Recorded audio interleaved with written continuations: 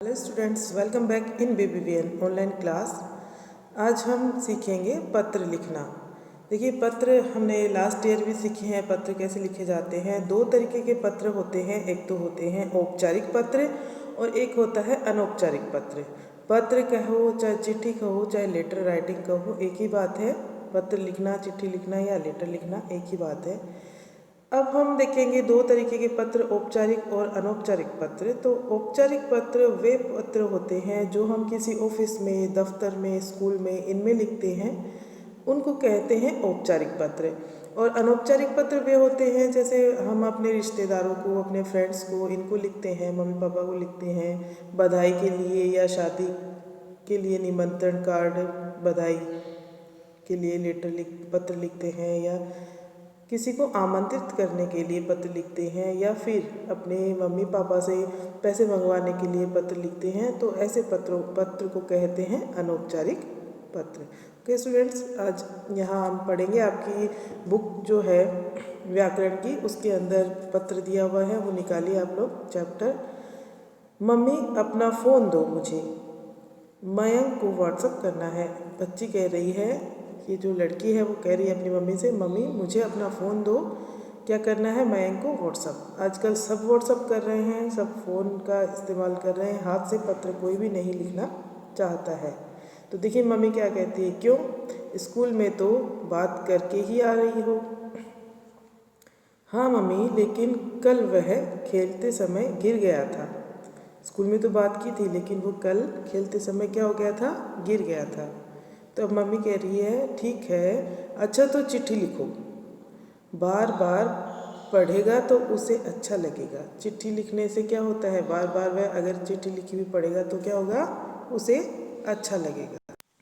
अब यहाँ पे उसकी मम्मी ने पत्र लिखने के उसको नियम बताए हैं। पत्र लिखने के देखिए, सबसे पहले अपना पता लिखा जाता है। जब हम पत्र लिखते हैं तो सबसे पहले क्या लिखा जाता है, अपना पता लिखा जाता है, और उसके नीचे तिथि लिखी जाती है, यानी अर्थात तारीख लिखी जाती है। उसके बाद में जिसे पत्र लिखा जाता है उसको संबोधित किया जाता है। फिर 2-3 अनुच्छेद में अपनी बात कही जाती है। जो बात आपको कहनी है वो लिखना होता है अनुच्छेद के अनुसार। एक अनुच्छेद भी लिख सकते हो, 2 और 3 भी लिख सकते हो, लेकिन बहुत ज़्यादा बड़ा पत्र नहीं लिखना चाहिए, इससे ज़्यादा। ओके, अब लिखने वाले का नाम आता है।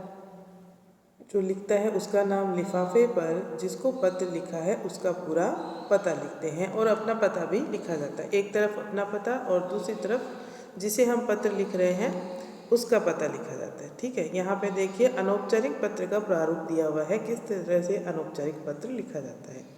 सबसे पहले ऊपर अपना नाम और पता लिखेंगे, उसके बाद में तारीख। यहाँ पे हम संबोधित करेंगे। मान लीजिए आप अपनी फ्रेंड को पत्र लिख रहे हैं, तो यहाँ पे आप अपने फ्रेंड को जो भी नाम है, प्रिय सीता, प्रिय रमा, जो भी है उसका नाम, उसको संबोधित करेंगे। और उसके बाद में आपको जो लिखना है वो यहाँ पे लिखेंगे, जो आपका समाचार है वो। उसके बाद में आप अपना नाम लिखेंगे। ओके, यहाँ पे देखिए पत्र लिखा हुआ है। अब यहाँ पे पत्र लिखा हुआ है, ये पढ़ते हैं हम। L47 सरोजनी नगर, नई दिल्ली 110024, 20 अगस्त 2021। जो भी है, आप अभी जनवरी चल रहा है तो आप जनवरी की तारीख लगाएंगे। जिस तारीख को आप पत्र लिख रहे हैं वही तारीख आपको लगानी है।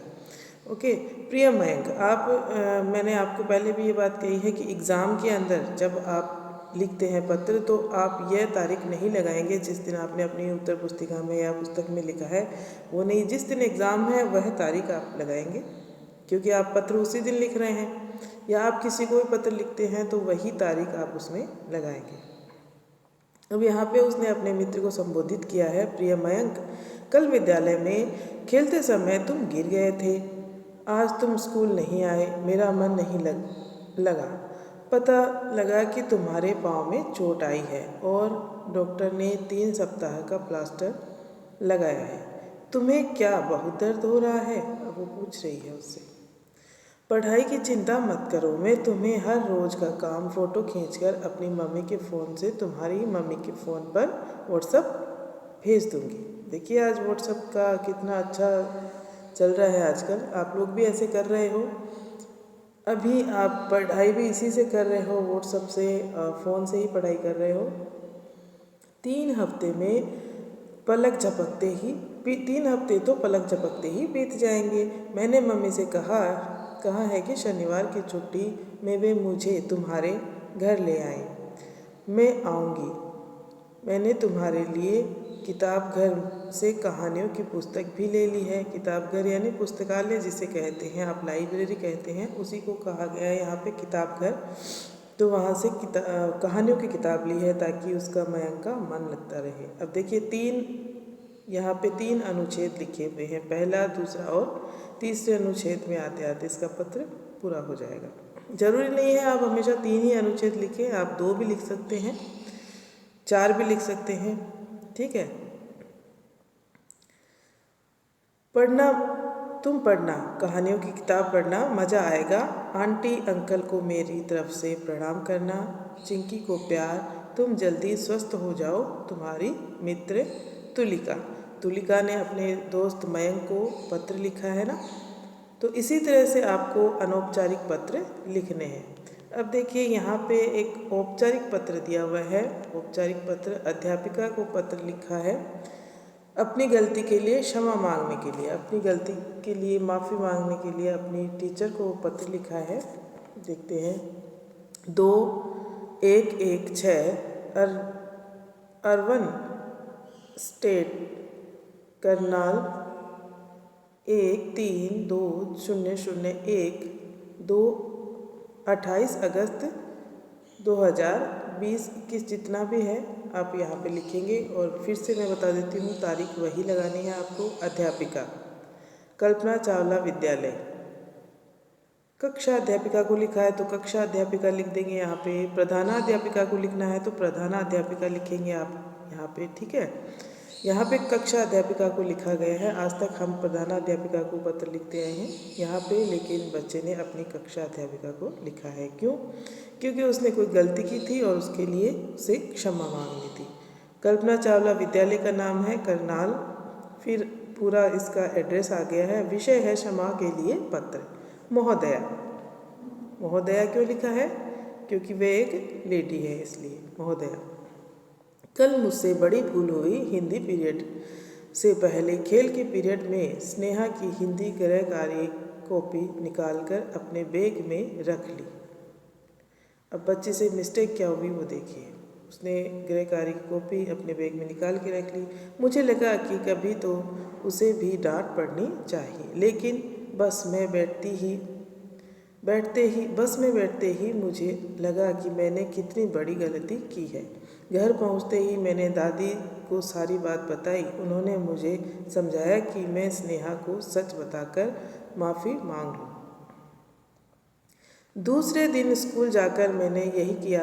अब वह मुझसे गुस्सा नहीं है। मैं भी अब अपना काम पूरा करूँगा ताकि मुझे भी कभी डांट न पड़े। आप भी मुझे माफ़ कर दीजिए, ठीक है।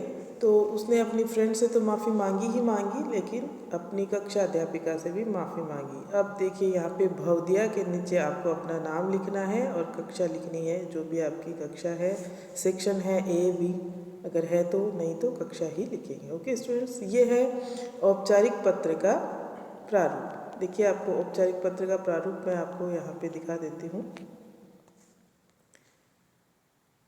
यहाँ पे आपको एक पत्र और लिखना है। स्कूल के खेल अध्यापक को खेल सामग्री मांगने हेतु एक प्रार्थना पत्र लिखना है। आपको खेलना है तो आपको खेलने के लिए सामान चाहिए। जो भी आपको, अगर बास्केटबॉल खेलनी है तो आपको उसके लिए जो भी सामान चाहिए, वो आपको बैडमिंटन खेलना है उसके लिए सामान चाहिए, क्या क्या सामान चाहिए, क्रिकेट खेलना है उसके लिए क्या क्या सामान चाहिए, वो आप यहाँ पे अपनी बात लिखेंगे, विषय लिखेंगे, खेल के लिए सामग्री हेतु, ठीक है। यहाँ पे एड्रेस लिखेंगे, नीचे ही नीचे भवदिया में अपना नाम लिख देंगे।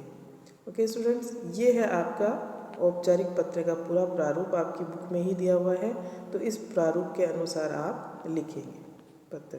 देखिए ऊपर क्या लिखना है, अपना पता लिखना है, तारीख लिखनी है और कक्षा अध्यापिका या फिर खेल अध्यापिका, जो भी आपको लिखना है, या प्रधानाध्यापिका। विद्यालय का पता लिखना है, यहाँ पे विषय लिखना है, किस लिए आप पत्र लिख रहे हैं उसका विषय लिखना है। मान आपको अगर फीस माफ़ के लिए पत्र लिखना है तो फीस माफ़ के लिए विषय फीस माफ़ हेतु। आपको अगर खेल के लिए सामग्री चाहिए तो विषय खेल के लिए सामग्री हेतु। इस तरह से महोदया या फिर महोदय संबोधित करना है। अगर आपके अध्यापक हैं तो आप महोदय लिखेंगे, और अध्यापिका है तो महोदया लिखेंगे। इस तरह संबोधित करके यहाँ पे अपनी बात लिखेंगे और नीचे नीचे भवदिया लिखेंगे। ओके स्टूडेंट्स, तो आपकी बुक के अंदर जितने भी पत्र दिए हुए हैं 2 या 3, वो आपको पूरे फिल करने हैं। Thank you.